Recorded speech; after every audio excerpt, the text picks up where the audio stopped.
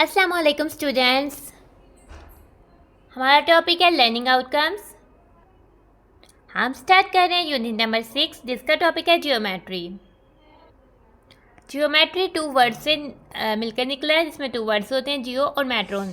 ठीक है, जियो का मतलब होता है अर्थ और मेट्रोन का मतलब होता है मेजरमेंट, यानी अर्थ ज़मीन की मेजरमेंट को हम जियोमेट्री कहते हैं ना। हम आ जाते हैं लर्निंग आउटकम्स। ठीक है कि हम जियोमेट्री चैप्टर को करने के बाद किस काबिल हो जाएंगे। ठीक है, देखते हैं इसको वन बाय वन। फर्स्ट है recognise and identify parallel and non parallel lines. ठीक है, हम पहचान सकेंगे और बता सकेंगे कि ये पैरेलल लाइंस है और ये नॉन पैरेलल लाइंस है। तो इससे पहले हमें पता है कि लाइन सेगमेंट क्या होता है। हमें पॉइंट, लाइन, रे और लाइन सेगमेंट का हमने पढ़ लिया हुआ है। ठीक है ना, एक दफ़ा रिवाइज कर लेते हैं। ये हमारे पास जो भी कोई हमारे पास इस तरह से आ जाए जिसका सिंगल हो तो ये हमारे पास पॉइंट होती है। ठीक है, और फिर हमारे पास आ जाती है ये हमारे पास जिनके दो एंड पॉइंट्स हो ये लाइन सेगमेंट होती है। फिर एक तरफ कंटिन्यूस हो यानी एरो से शो करते हैं। एक एंड पॉइंट हो ये हमारे पास रे होती है, और जो दोनों तरफ से कंटिन्यू हो, कई तरफ से भी उसका पॉइंट एंड ना हो यानी ये जारी है, तो ये होती है लाइन। ठीक है, point, line, line segment, point, line segment, रे और लाइन का तो हमें पता है। अब हम रिकॉग्नाइज कर सकें, पहचान सकेंगे पैरेलल और नॉन पैरेलल लाइंस। ठीक है, थोड़ा सा आगे से जाकर हम सीख जाएंगे, लेकिन पैरेलल होता है इकट्ठे एक साथ चलने वाली, जो कभी भी ऐसी लाइंस जो कभी भी एक दूसरे को आपस में नहीं काट सकती, पैरेलल यानी आमने सामने वाली लाइंस कह सकते हो। दूसरे नंबर पर आ जाते हैं, हम रिकॉग्नाइज कर सकेंगे angle form by intersection of two rays. ठीक है, ये रेज है, ये रे है ना, हम एंगल बनाना सीखेंगे कि दो रेज आपस में एक दूसरे को इंटरसेक्ट करती हैं, मिलती हैं, काटती हैं। ठीक है, इंटरसेक्ट यानी एक ही पॉइंट पे मीट कर जाना इंटरसेक्ट होता है, एक ही पॉइंट पे मिल जाना इंटरसेक्ट होता है। जब टू रेज इंटरसेक्ट करेंगे, जैसे कि ये दो लाइन सेगमेंट है, ये इंटरसेक्ट किए हैं, तो इनका ये वाला पॉइंट जो है वो इंटरसेक्टिंग पॉइंट है। ठीक है, ये हमने लगा दिया जिस पॉइंट पर ये दोनों रेज आपस में ये कट की हैं। ठीक है, ये इंटरसेक्टिंग पॉइंट है। ठीक है, इसको इंटरसेक्शन कहते हैं। जब दो एंगल रेज इंटरसेक्ट करती हैं तो फिर एंगल जो है वो बन जाता है।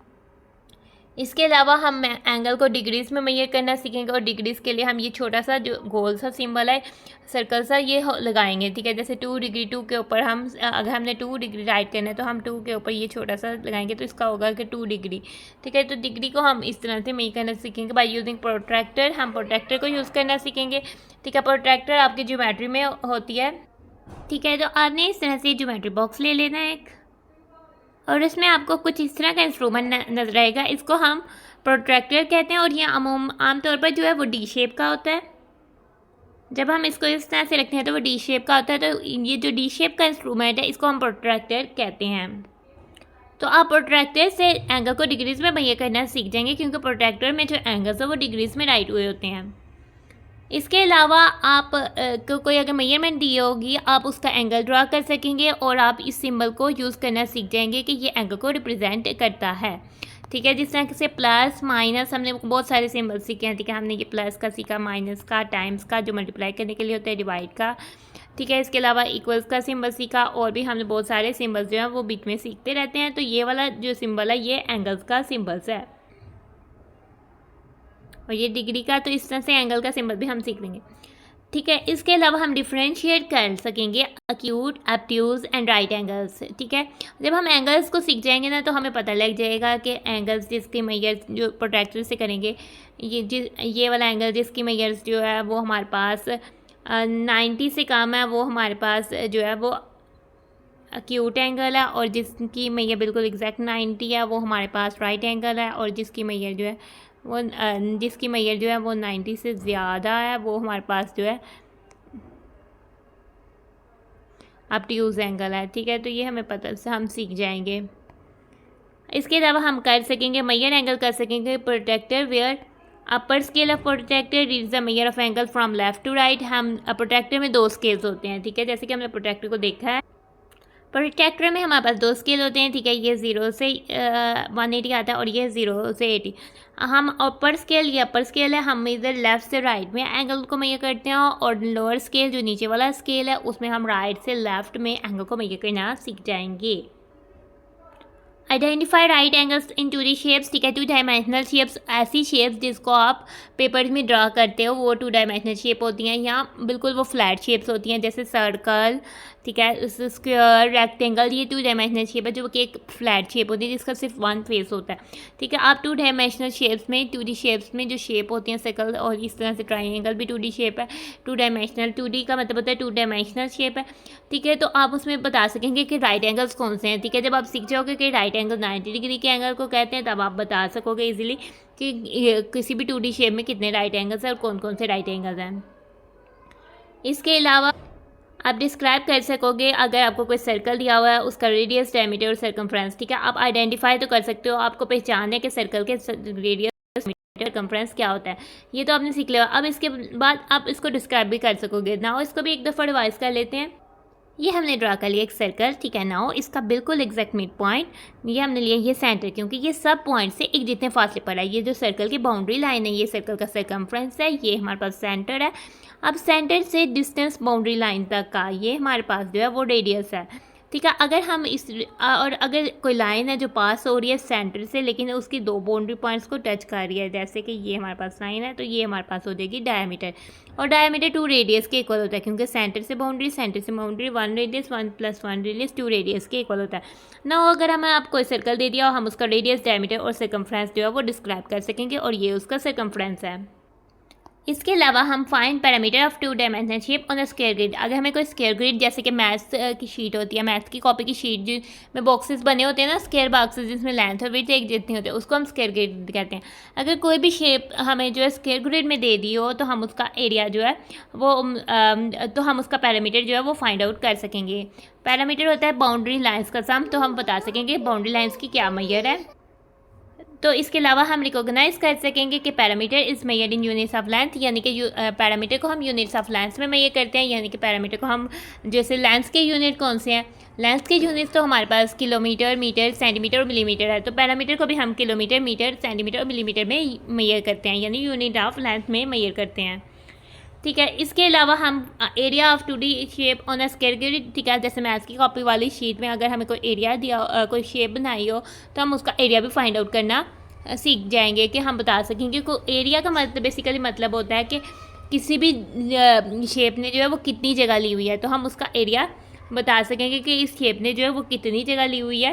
तो और इसके अलावा हम रिकॉग्नाइज कर सकेंगे कि एरिया ऑफ स्क्वायर जो है मेजर किया जाता है मीटर स्क्वायर में या सेंटीमीटर स्क्वायर में। जो यूनिट ऑफ लेंथ है उसके ऊपर साथ स्क्वायर आ जाता है, उसके साथ स्क्वायर, स्क्वायर का मतलब होता है छोटा सा 2, जैसे डिग्री का मतलब था छोटा सा 0, तो हम सेंटीमीटर स्क्वायर या मीटर स्क्वायर में करते हैं, तो मीटर उसका मतलब है कि छोटा जो 2 है वो ऊपर आ जाएगा मीटर या सेंटीमीटर के। इसके अलावा हम रिकॉग्नाइज कर सकेंगे lines of symmetry in 2 dimensional shapes, यानी अगर हम 2 डायमेंशनल शेप्स दी हों तो हम उसमें लाइंस ऑफ सिमेट्री ड्रा कर सकेंगे।